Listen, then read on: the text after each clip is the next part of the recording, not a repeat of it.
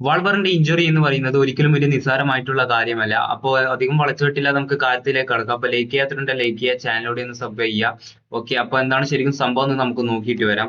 ഈ തർക്കം തുടങ്ങുന്നത് ശരിക്കും ട്രെയിനിങ് ഗ്രൗണ്ടിൽ വെച്ചാണ്. ട്രെയിനിങ് ഗ്രൗണ്ടിൽ വെച്ച് ചൗമീന് പോയിട്ട് വാൾബറിനെ ടാക്കിൾ ചെയ്തു. അപ്പൊ വേൾഡ് കപ്പിന്റെ സമയമൊക്കെ വരുന്നത് കൊണ്ട് തന്നെ ചെറിയ ഇഞ്ചുറി പോലും അപ്പൊ അത് വലിയൊരു പ്രതിസന്ധിയിലേക്ക് പോകും. അതുകൊണ്ട് തന്നെ ഇത് വാൾബറിന് ഇഷ്ടപ്പെട്ടില്ല. അപ്പൊ വാൾബർ ഇതിനെതിരെ പ്രതികരിച്ചു ചൗമേനിയോട്. ഇതിന്റെ പ്രതികാരം എന്നോണം, അതായത് തൊട്ടടുത്ത ട്രെയിനിങ് സെക്ഷനിൽ വെച്ചിന് വാൾബർ പോയിട്ട് ചൗമേനിയെ പോയി ടാക്കിൾ ചെയ്തു. അപ്പൊ അതൊരു ഈഗോയ്ക്ക് പുറത്താണ് വാൾബർ പോയിട്ട് ചൗമേനിയെ ടാക്കിൾ ചെയ്തത്.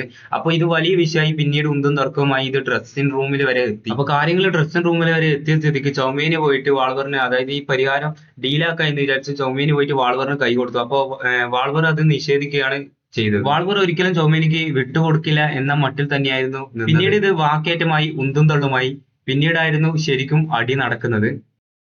ഈ വാക്കേറ്റിന്റെ ഇടക്ക് പിന്നീട് ചൗമേനിക്ക് നല്ല രീതിക്ക് ദേഷ്യം വന്നു. ഒന്നും നോക്കിയില്ല, കൈമടക്കി വാൾബറിന്റെ മോന്തക്കിട്ടൊന്ന് കൊടുത്തു. ആ ഒരു ഇടിയുടെ ആഘാതത്തിൽ വാൾബറിന്റെ തല പോയിട്ട് അവിടെ കാണുന്ന ഒരു ഡെസ്കിലേക്ക് അടിക്കുകയാണ് ചെയ്തത്.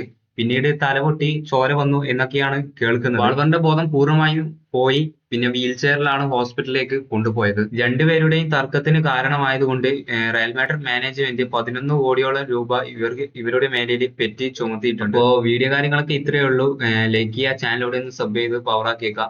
അപ്പോ നിങ്ങളുടെ അഭിപ്രായം താഴെ കമന്റ് ബോക്സിൽ അറിയിച്ചേക്കുക. അപ്പൊ ആദ്യം കമന്റ് ഇടുന്ന ഒരാളെ ഞാൻ പിൻ ചെയ്ത് വെക്കുന്നതായിരിക്കും. അപ്പോൾ ഓക്കെ, ബൈ. അടുത്ത വീഡിയോയിലേക്ക് കാണാം.